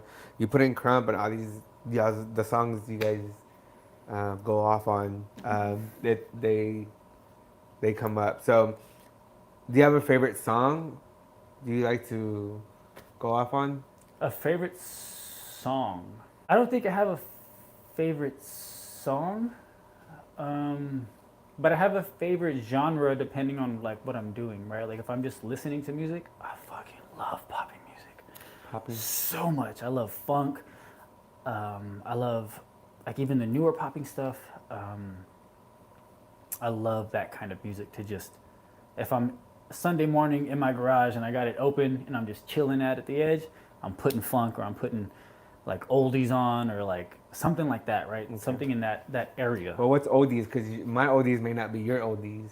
No, we got the same oldies. Okay. Yeah, no, we got the same oldies. Okay. Oh no. Because I'm 20. I just turned low 21. Remember? Lowrider oldies is what I should say. Lowrider oldies. Oh, okay. That kind of that stuff. I love listening to that stuff just to exist, right? Like then, if I'm being active, like at work or something, I listen to a lot of like old school hip hop because I get to like kind of just vibe my way through the actions, right? Yeah. Do you still? I'm sorry. tell me. Go. Do you still do your? What kind of it triggered me when you were talking about? Do you still do your coffee videos? I haven't had time for those Okay. in a while, actually. I have shifted the focus. So those I would normally make like Sunday mornings or like Saturday mornings. But I shifted that over to spending time with people, right? So I get on the games with my friends, or I'll call my fam, or me and Bianca get to do something, right? The Okay. tacos, yeah. Crystals. Yeah, crystals. San Antonio, crystals. Look it up. It's amazing. So I've shifted that focus to that time. So after to a while, you got something your else. kids involved in it too. I did, yeah. I'm watching everybody. They keep bothering. I'm a fan of everybody. They keep not bothering me. They Yeah. keep reminding me that we have ideas already Oh, really? that we need to do, but they don't wake up in the morning. Really? Your kids don't wake up in the morning? No, man. Well, Then what they time want do to they do them wake at up? night, and I'm like, Coffee at night? I mean, I drink coffee at night, but Oh, really? I love coffee. Oh, So I much. can't, man. I love coffee so much, especially when you got little like Bailey's, a little whiskey in it. Oh, okay. Super okay. good, yeah, super Gotcha, good. Nighttime. okay. Before I ask, let's go to the questions. Okay, we're gonna end it here in about 15 minutes. Shout out to Mom, Antonio Maldonado. Yeah, shout out to Mom. Mama, I love you. Caleb Hewitt, let's go. Khalid, my He- dog. He also says booty shooter. What? What? Caleb Hewitt, booty shooter. Is that his name? I don't know, but that's Caleb Hewitt. Comments. Booty shooter? What the heck? I don't know. Antonio Maldonado, the Flash is my spirit animal. Antonio Maldonado, if Krump had a spirit animal, what would yours be and why? A koala. A koala? Really? That's my No, spirit animal for everything. Really? Yeah, Okay. I love why? them so much. Just because you love them? Yeah, Okay. they're great. It's my Koalas? favorite color. Yeah, they're cute. And they get to sleep like 18 hours of the day. Oh, now you changed my spirit animal to koala now. It's so amazing. Okay. But if I had to pick one for Krump, like a spirit animal, like my spirit animal for Krump, Yes. or like just a spirit animal period for Krump. What would you pick? Mine? Man, this is gonna sound like super cliche, but probably a lion because I have a lot of pride in what I do, and I do, like I said earlier, I do get really big chested when it's time to be that guy. And if you've ever seen any kind of like nature stuff on like lions, do. you'll Yep. see where like they approach watering holes, and then alligators will come up and like open, and the lion's just like, nah, fam, I'm still gonna drink. You know what I mean? Really? So No, I haven't seen those. moments like that where the lion is like, it doesn't matter who's around. That's the mindset that I take. Okay, so they always say the alligator is the king of the water, and then the lions are the king of the land. The jungle, yeah. The jungle, yeah. I do watch a lot of. Okay, so when I'm not watching dance videos, that's all that's on my feed is like Komodo dragons. And, Those are crazy eating goats too. and things are yeah, all the natural National Geographic stuff, I or love like nature stuff. animals That's giving so birth, or I'm always watching that stuff. So that's one fun fact about And me. plants. And plants. I haven't seen anything about plants yet. But I don't know if I think if I get into like a video, yeah. It's just nature altogether, man. I've gotten into a lot of nature videos. I do a lot of plant research, man. Yeah? Because I have we've picked up that hobby of having. Well, I have. Bianca just kind of puts up with it. What's crazy is she has the green thumb, and I just like plants. Okay. Y'all got what is it? What is it called? Oh yeah. What's your favorite plant? Okay, my favorite plant or my favorite plant that we own? Both. I think you're gonna get technical with me. I was like, oh, I don't know. Walking to a question. I don't even know my own question. But yes, both. My favorite plant is, well, my favorite plant that we own is an avocado tree that Bianca started. I love avocado. And it's about this tall, but it's been, how long? Maybe a year? So it's been like this tall. It's this tall now. And it's been like a year that we've been growing this thing. And over the last couple of months. Wait, but you're Mexican. Where's the lemon tree, bro? We have one. We have you have one? Yeah. Okay. What? Come on. Hey, come on, guy. Okay, but yeah. Avocado. We do have, is it 2? No, the other one died. Yeah, We had 2. We have 1 lemon tree now. But the avocado tree is what we had longer. So it's a bigger tree. It's my favorite one because Bianca started it. And when she started it, she was like, this isn't going to work. And then it's a whole fucking tree now. So really? That's my favorite one because Bianca started it. So how long does it take for it to grow avocados? I think it was the earliest is like 4 or 5 years. Really? Because we have to have it in a pot. 4 or 5 years in the dirt. So we have it in a pot first. Well, you have it in a cup first, and then you have it in a pot. Right now, we have it in a pot for the next maybe another year. Okay. And then after that, we're going to transition it into the ground. We recently moved it from a small pot, or from the cup, to the pot. And it took, so we were really excited about that. So I know where to get my avocado next year. I love avocado. Okay, awesome. That's good to know. A question from Gabriel Ramos. What made you want to be a big homie? What made me want to be a big homie? It just happened. No, I'm just kidding. No. Okay. So I got two different sides of that. What made me want to be a big homie was that I wanted to lead. Right? I wanted to play a part in somebody else's growth. Right?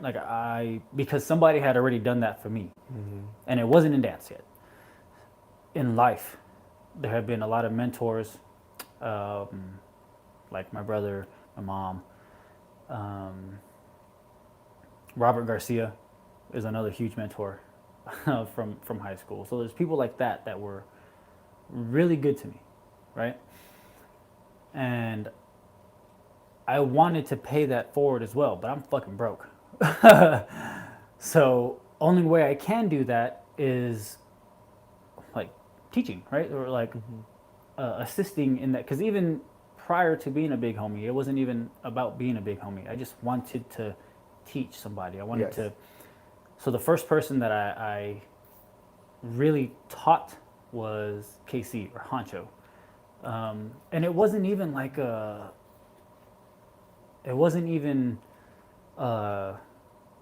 I'm better than you, so learn from me thing. It was like, hey, you should work on this. And then he was like, cool, you should work on this. So we were kind of playing off each other, right? On one side, there was more give than take, but it was only because of the development on the other side, right? And once that other side developed, it was all just give and take both sides.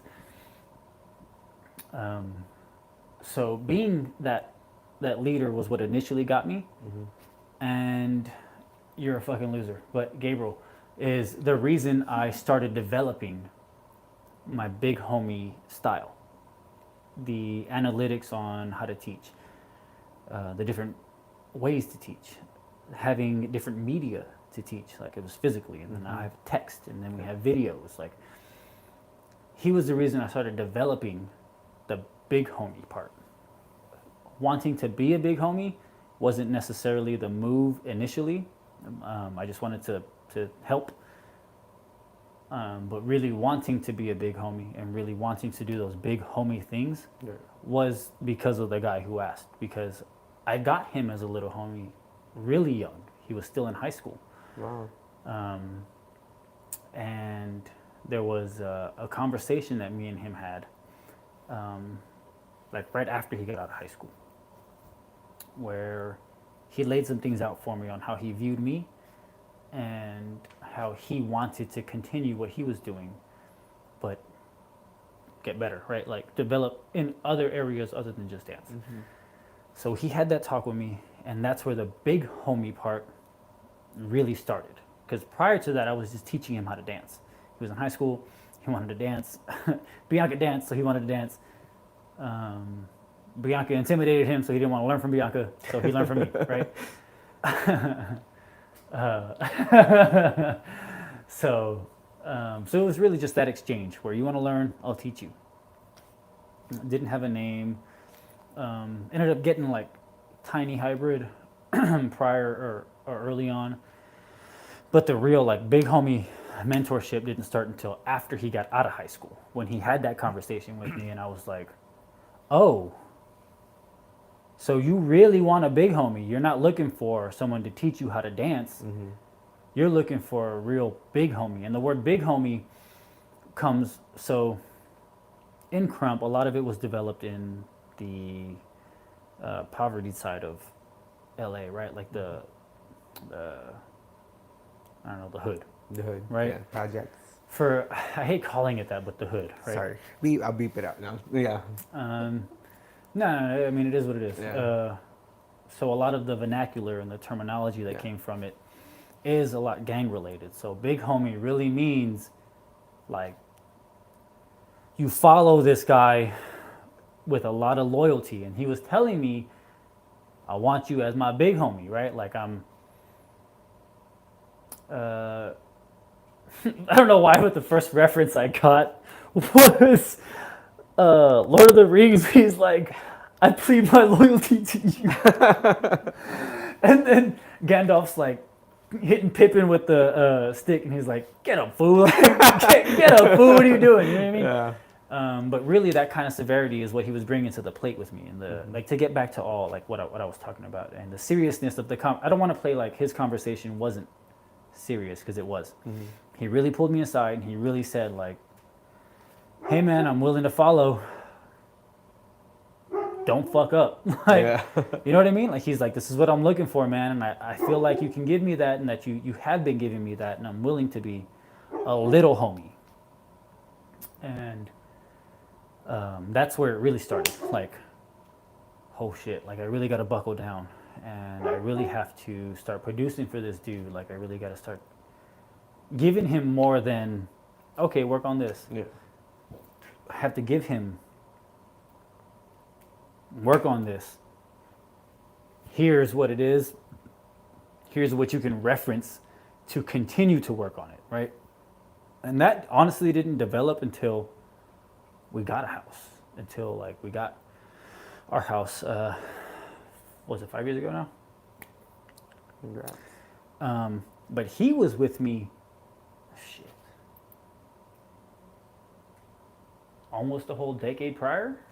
Really? Wow.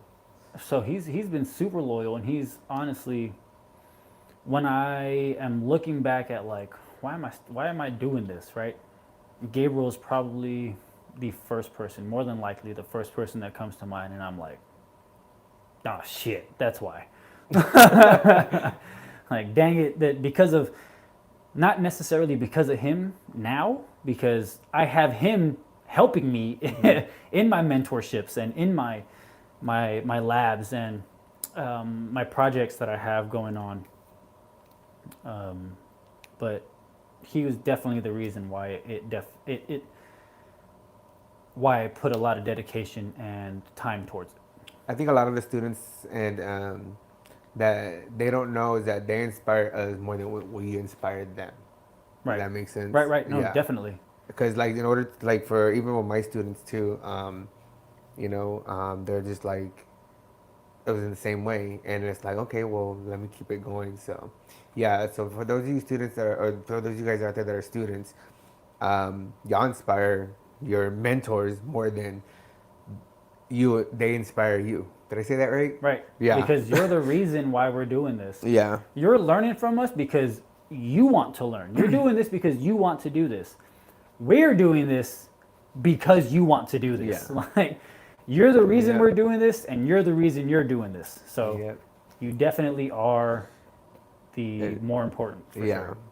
Let's go with a few. Let's go with a few more. Let me see. Where are we at? Where are we at? Let's go with. There's a new viewer. Well, Nadine's toes. That's my sister. Okay. What's something that you've learned that you get to see your kids have learned?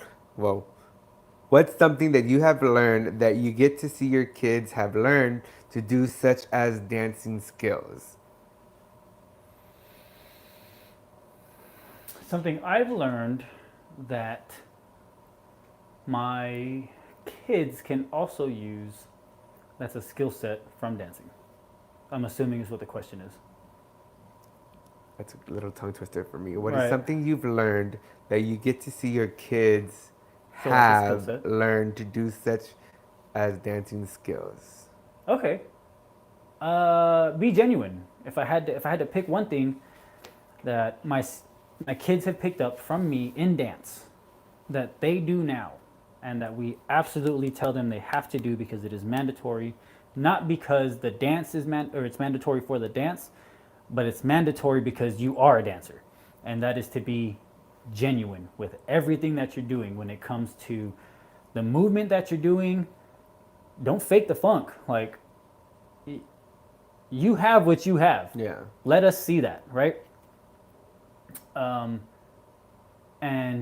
in that process of learning how to be genuine in that, and what I just said, you have what you have, let us see that, they're able to absolutely be themselves when they're out there on the dance floor. And it is not the person that everybody sees Yeah. on the regular. Yeah. They are definitely something and somebody else when they're Yeah. out there on the dance floor. And we wouldn't be Totally able to different see person. that. Yeah. We wouldn't be able to see that unless they genuinely, and honestly, like, this is going to sound mean, but everybody else being themselves, that's cool, whatever. But my babies being themselves Yeah.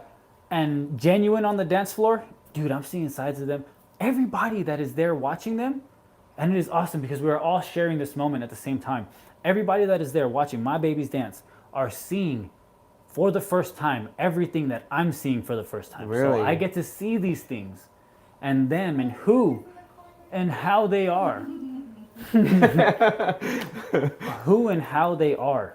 Absolutely 100% on the dance floor. And I love that they have grabbed that and that they're like, I can be myself. Like, I can be myself and genuine. Questions that I always ask everybody, and then we'll end it here. What are some common misconceptions about dancers or the dance world that you would like to address? There's a lot of things that people get twisted. It depends. It really just depends on. No. I'm going to give a definite answer. What is one thing that everybody misconstrues about dancers, and that is the difficulty and the amount of, here that fucking word is again, dedication. The difficulty and the amount of dedication that we're giving to these things. You see us for 30 seconds. I've been working on those fucking 30 seconds for the past month. Like, Yeah. and people are like, oh, he danced for 30 seconds, bro. Like, nah, fam. I just put a fucking show on for 30 Yeah. seconds. You know what I mean? That is one thing that people consistently are like, why are you so tired? Or like, why are you practicing for the last month Yeah. for the next 2 minutes? Well, let me see you get out here and dance and do this, bro. Yeah. Like, it's extremely difficult. And people assume dancers and non-dancers alike, because if I'm watching another style and I see you do something and I don't give you your praise, you're going to be like, bro, I just killed that shit. You know what I mean? And I'm going to be like, oh, I mean, that was cool, right? You know what I mean? Yeah. Even like dancers and non-dancers alike, the common misconception or the misconstrued aspect of it is how difficult. And dancer to dancer, you end up realizing that later on. But younger dancers are going to be like, oh, that was cool, man. Let me get out there and do that, right? Because I have my youth. I have the ability to keep going, boom, boom, boom, boom, boom, right? And you can keep that throughout the years. You just really have to be on your training. But the common misconception is how actually difficult those movements are and how much time and dedication and passion that we have for this, that we do put towards those 2 rounds, 30 seconds, 5 minutes, 10-minute sets. Because 10 minutes in comparison to a year's worth of preparation, whoo, that's one thing that people always do. I'd have to agree. What is the final question? I guess you can say $1 million question. I'm just kidding. So what is one thing that San Antonio dance community is needing to improve on? Oh, shit. San Antonio dance community? I already got it. What can we do No, I already got it. Okay. Leaders. We need to communicate. Leaders have to communicate. And they have to be honest. They have to be genuine. And they have to really mean what they say and want to do what they say. Because if a lot of leaders come together and they're like, we want to grow, but nobody does shit. Nobody communicates after that. Yeah. Nothing is going to happen. I'm not saying that's happened prior. I'm just saying, looking at that, right? That is one thing that can happen. What's one thing that needs to change is we all need to talk. Leaders from the B-boys, popping, even if you want to call it like a subcategory, like locking or like whatever else, right? Yeah. We all need to talk. We all need to get together and we all need to figure out what the fuck we want to do. Like, even if you don't want to talk, whoever does, let's do this thing, right? And that's communication is it. Yeah, and I'm big on communication as well. Yeah, I hear you. So that is all with the questions that we can cover today. So before we end this, do you have any questions for me? No, not really. No? How do you keep your hair so nice? Oh, man. I don't know. That's a good question. I don't know. I use Got To Be. Oh, Yeah, I use Got To Be. All right. Anything else? Bianca, do you have any questions for me? No? I guess that about wraps it up, you guys. So once again, you guys, if you guys like this video, go ahead and comment, like, subscribe. For those dancers that are out there, I'm watching. All right. So keep doing awesome. Keep doing what y'all are doing. And I'm watching. And maybe one day you may end up getting an inbox from me, be like, hey, I want to know your story. So we do have a few more episodes coming up to you guys. So again, like, comment, subscribe, share, show the love, show the hate. Either way, it's motherfucking great, you guys. And we are out. Deuces.